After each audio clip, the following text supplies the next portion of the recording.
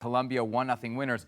Ale, they played most of this game a man down. How did Colombia survive? Yeah, so like it often happens, this game's change on a dumb, and I mean dumb decision by an individual player. And so basically what you have is Daniel Munoz, he gets his nipple twisted by Ugarte. Is that what happened? Yeah. Is that the technical explanation? And he basically reacts to it already on a yellow card. And what a good idea. What a brilliant idea. Let me go ahead and swing an elbow. Yeah, right in front of the assistant referee right there. And so everybody sees it. There's a second yellow.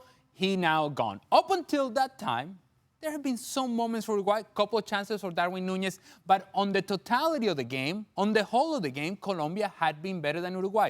They had taken the lead, and it felt like now they were knocking the ball around with some pace. They were knocking around the ball with confidence. They were feeling good about themselves, and then all of that disappears because a player decides to make a dumb decision, and he put Colombia in a really, really problematic situation. Now, it was all Uruguay all the time in the second half, sustained pressure. They created half chances here and there. Perhaps the best chance falls to Luis Suarez, who you would think in that sort of position would be the guy that you would want. He hits it off the post, and now Colombia hanging on. They had their chances as well to put it away. They missed those. Big save by Rochet.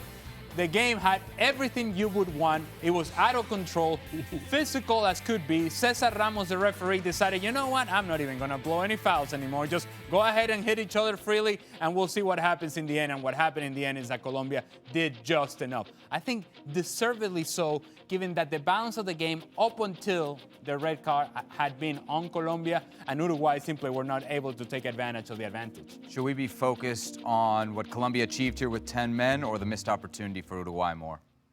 Missed opportunity for Uruguay. You're playing against 10 men. You got to put this away. And you do have a situation where Colombia had the better of the play before the red card and even got a goal, right? But you had the most dangerous opportunities. Darwin Nunes had 2 concrete opportunities that he could have put away, and this is a very different game. Now it's Colombia chasing the game. And then Luis Suarez off the post. Colombia had their opportunities late in the game, both to Mateus Uribe, but the majority of real concrete opportunities came for Uruguay. And you're a man up, but it was too little too late. It looks like they ran out of steam. Injury troubles, heading into this game, Ronald Araujo, Viña, and then you have other players going down. You've got to make substitutions. You're trying to push numbers forward. And even when you push numbers forward, you still felt like they were knocking on that door, and sooner rather than later, they will get it. They just couldn't hit the target. They couldn't make Camilo Vargas make a save. And that's the most disappointing thing here, because it wasn't for a lack of trying, but you never forced Camilo Vargas, the Colombian goalkeeper, to actually make a save. So Colombia, while a man down, seemed very comfortable in or around their own goal defending. And I think Marcelo Bielsa and this Uruguayan team is going to leave this game thinking they left a lot on that table. You agree with that, Kasey? I do, simply because they did create opportunities, and we talked about it in the pregame. We talking about how they needed to be more efficient with the chances they created. And once again, they created enough chances, but even at 11v11, they created enough chances.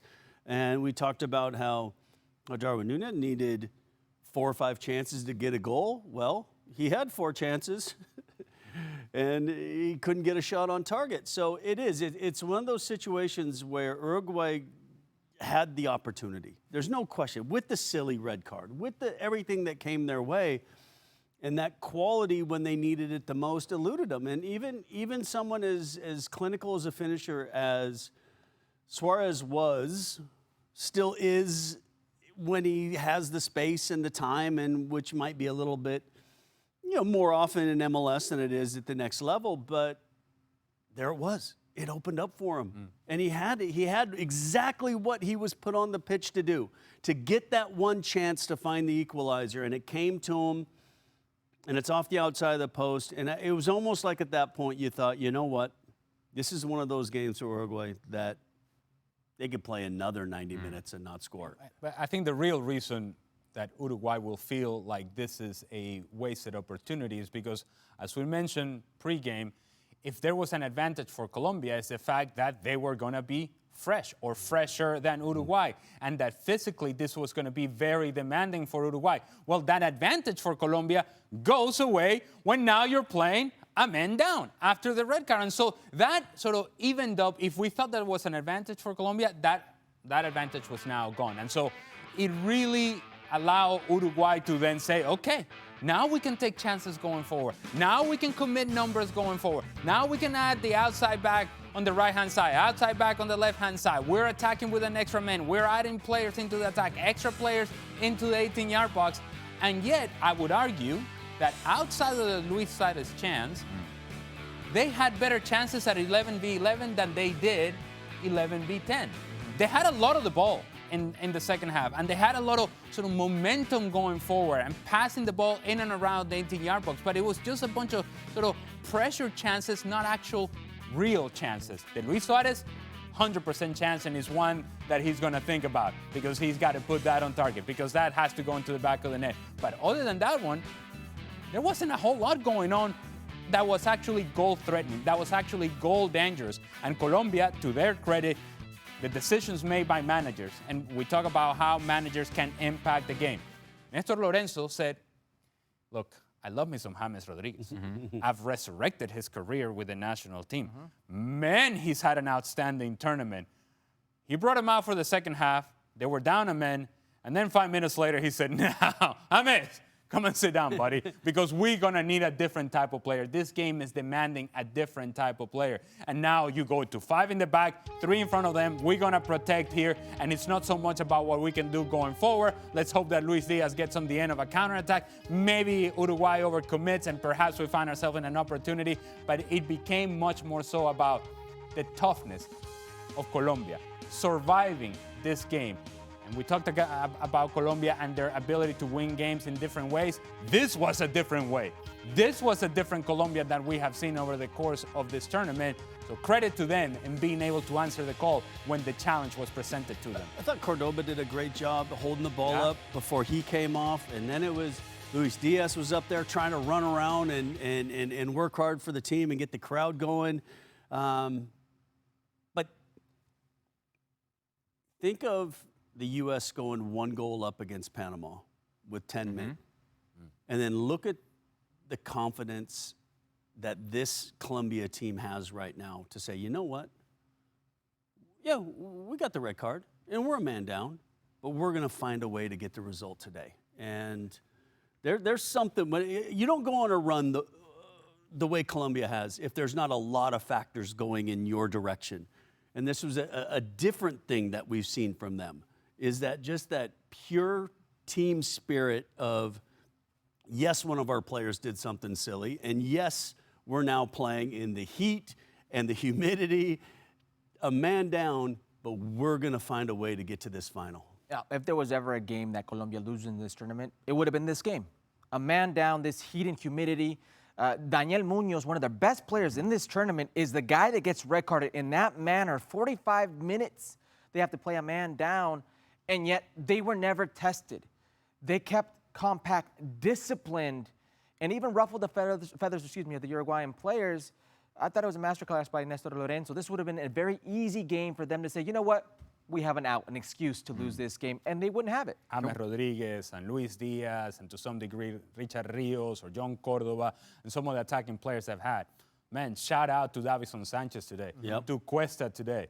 Even Jerry Mina coming off the bench. Mojica down the left-hand side.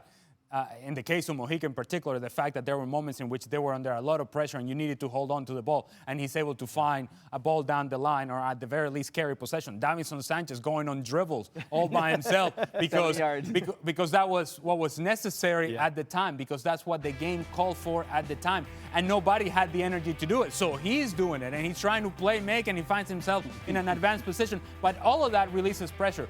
But defensively, those guys, Davison Sanchez, Mojica, Cuesta right next to Davison Sanchez, Jerry Mina coming in with his job was basically to frustrate, and frustrate he did. He got in the head of Luis Suarez, Darwin Nunes. Now Darwin Nunes, instead of staying in a central position, he started drifting towards the left-hand side trying to find space. That space wasn't there.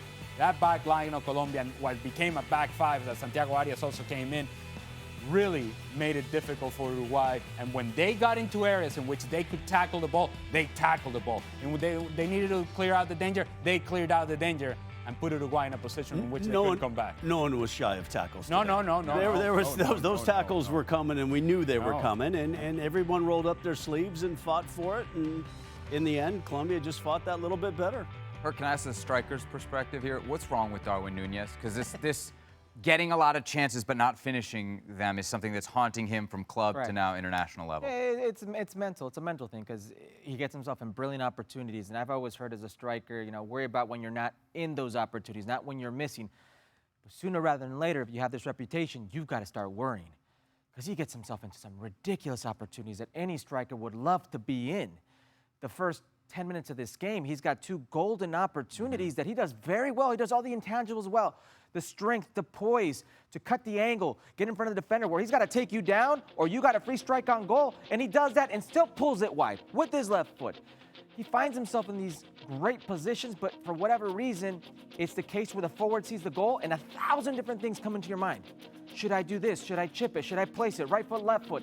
And you just overthink it. It's not a situation where it's instinct. You're thinking too much. And this has been something that, and I hate to say this, but we've had this conversation when it came to Santi Jimenez. It reminds me a lot of Santiago Jimenez and what he's going through right now in the Mexican national team. Every forward at some stage will go through it. I don't care who you are. The great forwards get out of it and consistently put the ball in the back of the net. It's a curious case of Darwin Nunes. Just let me tell you, he would have been better off today with somebody playing the ball over his shoulder at a tight angle that he hits on the fly, and guess what he does with that chance? Puts a side netting. This guy is capable of a spectacular goal, and he scores spectacular goals. But the ones that are in front of him, straightforward. Here we go, Darwin. You've done the hard job. Now tap it in, baby. Little tap, tap, taparoo. Tap it in, Darwin. That doesn't quite happen. And it tells me, to your point, Herc, yes, the picture in his mind is moving all over the place. Whereas in the ones that he doesn't have to think about, in which he's just reacting and instinct takes over, that's why you see the spectacular goal. He'll hit a volley with the best of them, and yet he'll miss the chance with the worst of them as well. You think he can overcome it? I think he can, but I think that one thing, you almost go back to basics and say, all right, Darwin, what I want to see you do, why don't you start by just hitting the ball straight at the goalkeeper? Let's get it on target. Let's start with the first and foremost. Let's hit it straight down. To your point, 4 shots tonight, 0 on target. And I mean, because, look, the old cliche, what's the easiest ball to save? One that's not on target. And so it doesn't matter how good the goalkeeper is, how bad the goalkeeper is. If it's not on target, it doesn't matter. So start with those basics and just really, really concentrate on getting every shot on target. And then worry about getting a little bit more, technical and a little bit more accurate. But yeah, if you can't get your shots on target, you are never going to score. I believe the statistic is 10 goals in the last 9 games, right? He had a hat trick versus Mexico. Yep. But this is the 2nd straight tournament for Uruguay. And if I recall correctly, when ESPN FC asked us in Qatar to pick our golden boots, I picked Darwin Nunes. I believe you picked Darwin Nunes as well, correct? I don't remember that far back. Are you kidding me? I think we were the only ones, and he laid an egg in that tournament. So this is the 2nd straight tournament where the Point pressure, that finger at me like that again. put that He evil on wanted, he you. wanted some help. Where the 2nd straight tournament, where for whatever reason, the pressure gets to him and he's not finishing. It's in his head. He's in his own head, and that's the worst place to be for a striker. We're getting some reports from, I believe, Alexis Nunes, our colleague at ESPN, that there has been a altercation. You kind of saw it on the field between Uruguay and Colombia. Apparently, it spilled into the stands between some Uruguayan players and Colombian fans. Darwin Nunes, according to these reports, in the stands, there's visuals of people throwing punches, so things apparently kind of melting down there in Charlotte. I'm sure more will come out of that. We're going to preview the final in just a little bit, but Uruguay, of course, moving on to the 3rd place match against Canada. We're not going to be together again before that. As somebody who's played in a 3rd place game, can you give us a sense of kind of what awaits these 2 teams on Saturday? Because it is kind of weird. It's weird, right? Well, yes, and I imagine that this game will become far more significant for Canada than it will for Uruguay. Now, it doesn't mean that Canada goes on to win it. I just have to tell you, tonight is going to be tough for Uruguay, and who knows what the fallout is from whatever is going on right now. Mentally, this team is going to be in a place in which playing a third place game is just not what they're thinking about.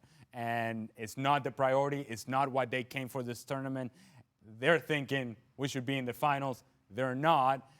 It's hard for teams like this to be able to turn the page. So no surprise that my anticipation and my expectation would be for Marcelo Bielsa to make wholesale changes and give an opportunity to the guys that haven't had a lot of minutes. And those guys will be excited to play because it's an opportunity to represent their country. But don't expect Uruguay to be fully engaged because, quite frankly, their minds and their hearts are on this loss, not on the third-place match. They're in the stands fighting? Those are the reports. Yeah, I haven't seen the video, but those are the reports.